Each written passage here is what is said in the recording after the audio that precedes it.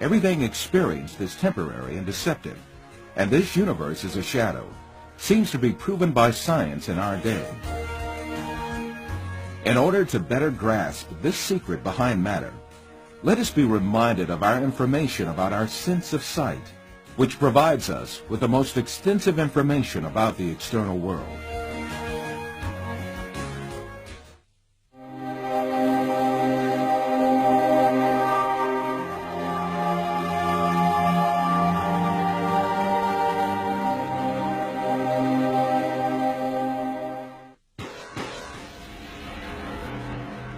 The act of seeing is realized progressively.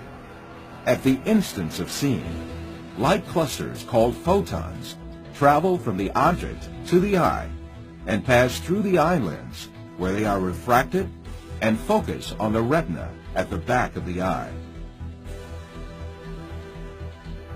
Here, rays are turned into electrical signals and then transmitted by neurons to the center of vision at the back of the brain.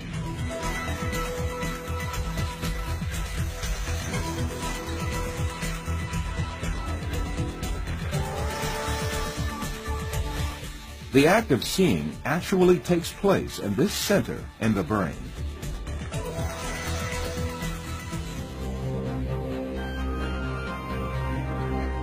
All the images we view in our lives and all the events we experience are actually experienced in this tiny and dark place. Both the film you are now watching and the boundless landscape you see when you gaze at the horizon actually fit into this place of a few cubic centimeters.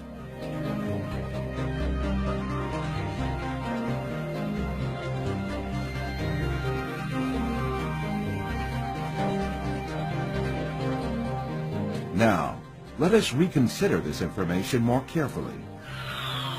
When we say we see, we actually see the effect the rays reaching our eyes form in our brain by being converted into electric signals. When we say we see, we actually observe the electrical signals in our brain. By the way, there is another point that has to be kept in mind. The brain is sealed to light, and its interior is absolutely dark. Therefore, it is never possible for the brain to contact with light itself. We can explain this interesting situation with an example.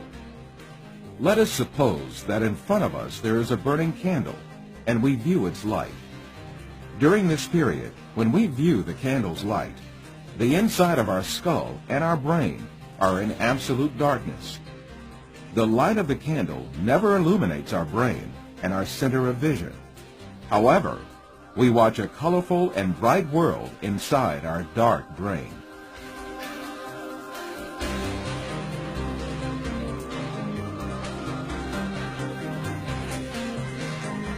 The same situation applies to all our other senses. Sound, touch, taste, and smell are all perceived in the brain as electrical signals. Therefore, our brains throughout our lives do not confront the original of the matter existing outside us, but rather an electrical copy of it formed inside our brain. It is at this point that we are misled by assuming these copies are instances of real matter outside us.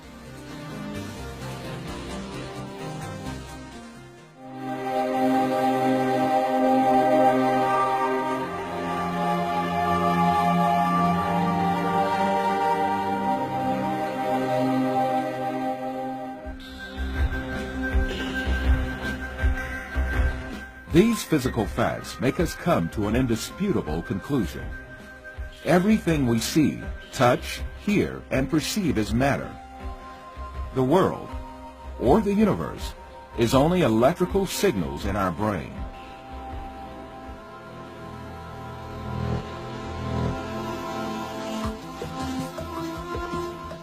For instance, we see a bird in the external world.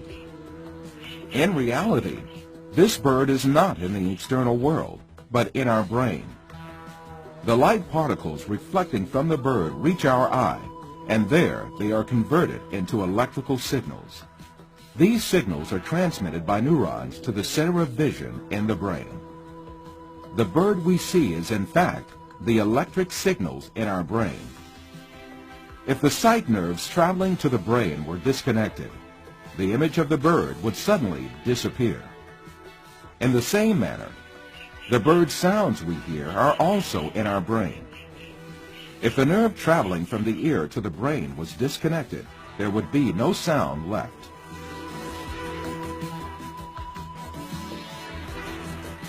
Put simply, the bird, the shape of which we see, and the sound of which we hear, is nothing but the brain's interpretation of electrical signals.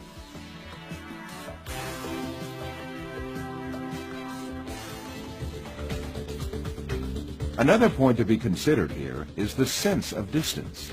For example, the distance between you and this screen is nothing but a feeling of space formed in your brain.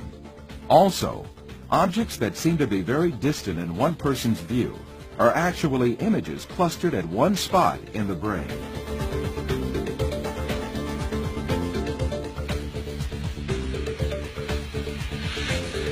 For instance, someone who watches the stars in the sky assumes that they are millions of light years away from him. Yet the stars are right inside himself, and the center of vision of his brain.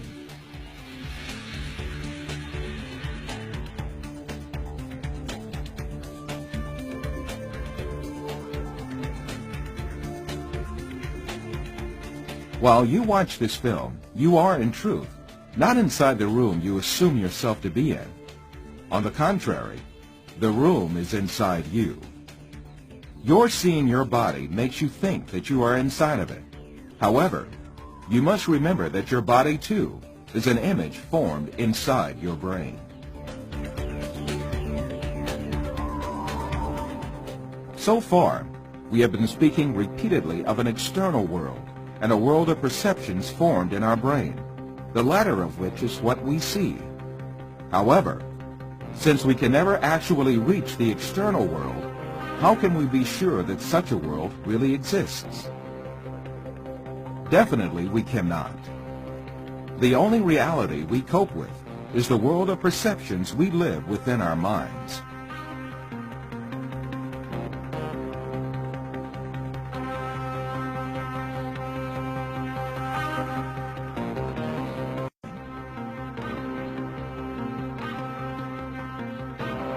To imagine matter to have an existence outside the mind is indeed a deception. The perceptions we observe may well be coming from an artificial source. It is possible to see this in the mind's eye by an example.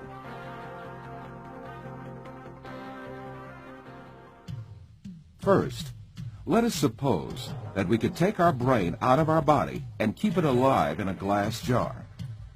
Let us put a computer in which all kinds of information can be recorded.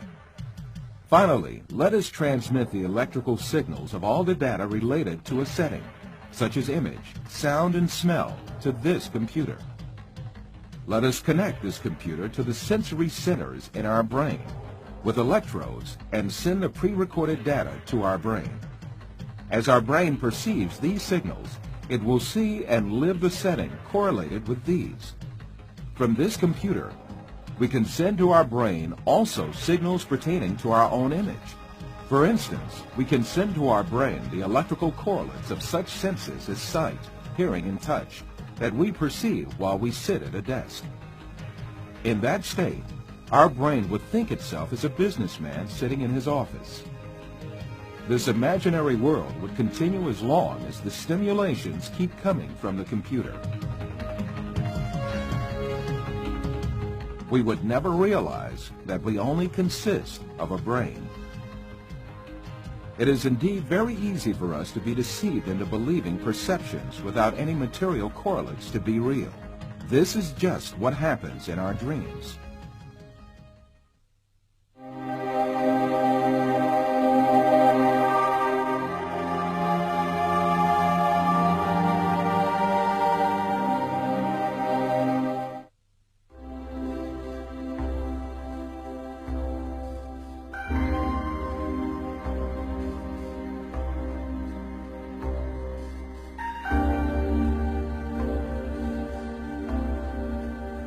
For you, reality is all that can be touched with the hand and seen with the eye. In your dreams, you can also touch with your hand and see with your eye. But in reality, you have neither hand nor eye, nor is there anything that can be touched or seen. Taking what you perceive in your dream to be material realities, you are simply deceived.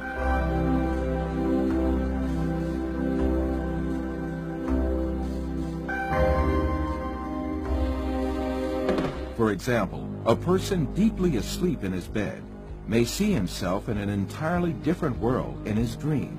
He may dream that he is a pilot and command a giant airplane, and even spend a great effort to command the plane. In fact, this person has not taken even one step away from his bed. In his dreams, he may visit different settings and meet with friends, have a chat with them, eat and drink together.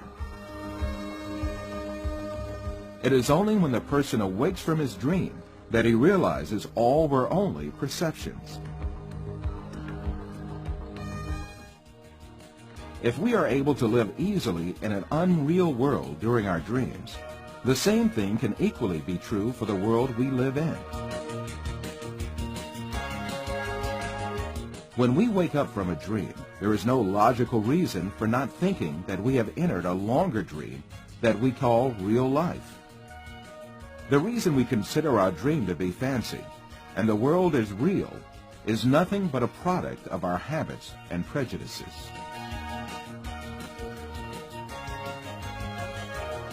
This suggests that we may well be awoken from the life on earth, which we think we are living right now, just as we are awoken from a dream.